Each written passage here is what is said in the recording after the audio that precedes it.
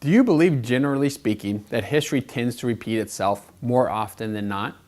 If you're like most of my audience that I speak to, you probably answered yes. Why is this so important? It's important because in my studies of market history, I learned that secular cycles are quite predictable and repeatable. And I understand why these cycles led us back in 2000 into what will probably be a 20-year or longer secular bear market. Market history also explains why in 2007 that we were going to have another major drop around the corner. As it turned out, in classic style, the second drop was bigger than the first drop back in 2000, when the technology bubble first burst. What if I told you that my wife and I jog an average of 10 miles a week? You probably get a picture in your mind. You might say that looks like a picture of a good health and discipline. But what if I then told you that actually my wife jogs 20 miles a week and I don't jog at all? Now, did I tell you the truth when I said on average we jog 10 miles a week? Of course I did. But did I tell you the whole truth? No, I didn't. And once you know the whole truth, doesn't it paint a different picture? This is very much akin to when an investment broker tells you that the market outperformed other options over a long term. Have you ever asked that broker how long is long term? What kind of return on investment is the stock market said to yield over a very, very long term, such as 100 years? The answer usually runs in the neighborhood of 8 to 10%. Let's split the difference and say 9%. Over the very long term, 6 to 7% of that comes from growth and 2 to 3% comes from dividends. But what if this 6 to 7% came in clumps? What if historically there are huge periods of time where the market yielded zero growth and huge periods of time when the market yielded double-digit growth? And what if these periods alternated throughout history in a very predictable and repeatable fashion? If this were true, as an investor, would you want to have access to this information? Again, if you're like most of my audiences, you probably nodded your head in affirmation. So let's go back to the beginning of the 20th century.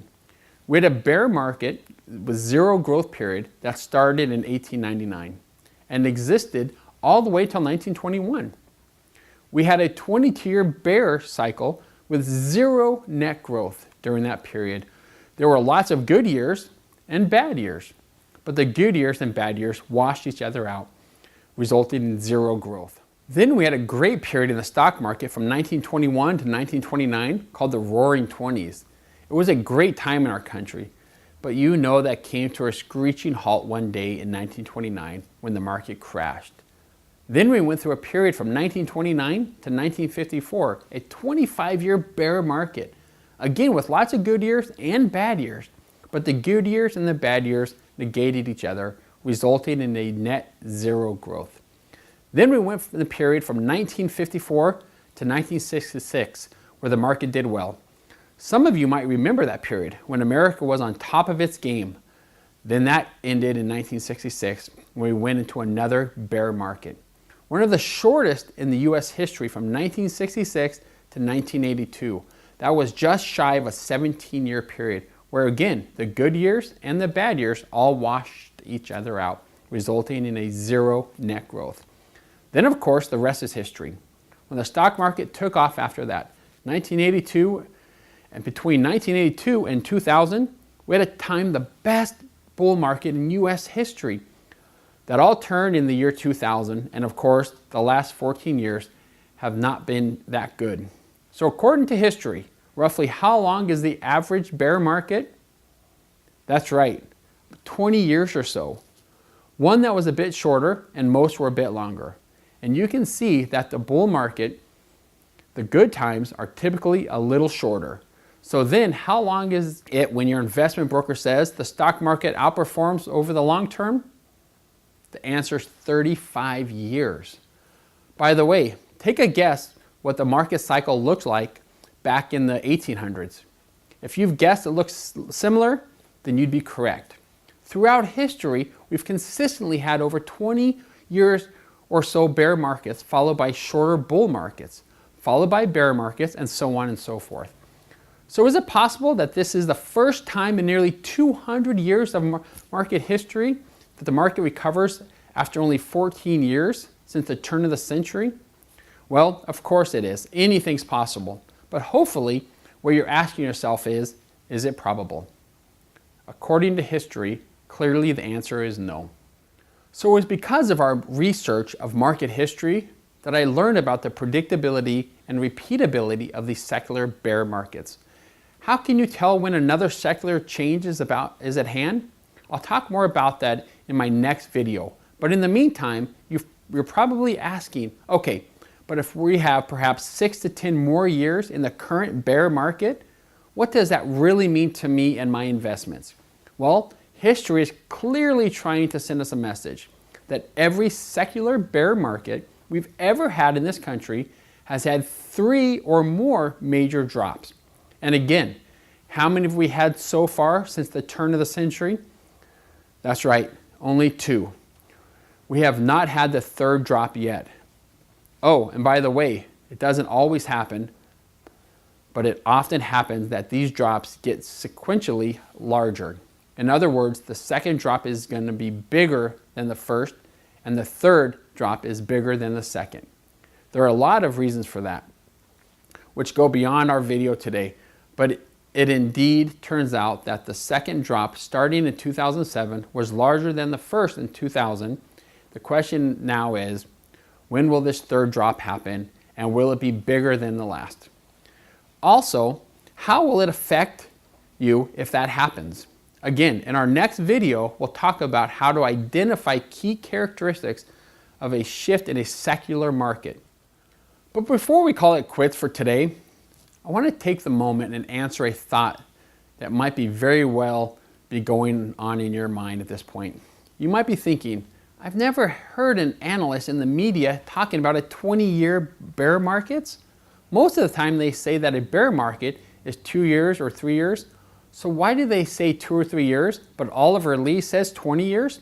Well, the simple answer is that we define the word bear market and bull market differently. You see, they talk about something called a cyclical cycle. On the screen, you'll see an overlay of the last bear market we had from 1966 to 1982, one of the shortest in history. And what they will do is say that this first drop is a bear market, this recovery is a bull market, the 2nd drop is a bear market, the 2nd recovery is a bull market, and this 3rd drop is a bear market. And the 3rd recovery is the bull market, etc., etc., etc. This is a textbook definition of bear market. These are also known as cyclical bear markets. And again, that's a good textbook definition. The problem, however, is that my clients live in the real world. They tell me virtually every day, as far as they're concerned, if they're going for a roller coaster ride over a 20-year period and netting 0 growth in the market, in the real world, it's part of one big bear market to them. So you see, analysts are defining bear markets in cyclical terms, textbook terms, and I'm defining them as secular cycles or real world bear market cycles. So why do analysts and most of Wall Street like to talk about cyclical cycles? Well, again, it's important to understand that Wall Street knows that they can make more money and get more people to invest in their products when people are optimistic and think the markets are going to do well. In fact, in many ways, I think Wall Street is partially in the business of selling optimism. The reality is that if they talk about short-term cyclical cycles, they can speak optimistically about the market more often. After all, what sounds better? The market should be turning around and recovering sometime in the next year and a half, or we're going into a secular bear market for the next 20 years or so. So hang on to your hats. The answer is obvious. Again, stay tuned for our next video when I'll talk about how to identify the key characteristics of a shift in the secular markets and the impact on your own investments. I'll also discuss what strategies you can utilize to protect yourself from this 3rd impending drop. So don't miss it.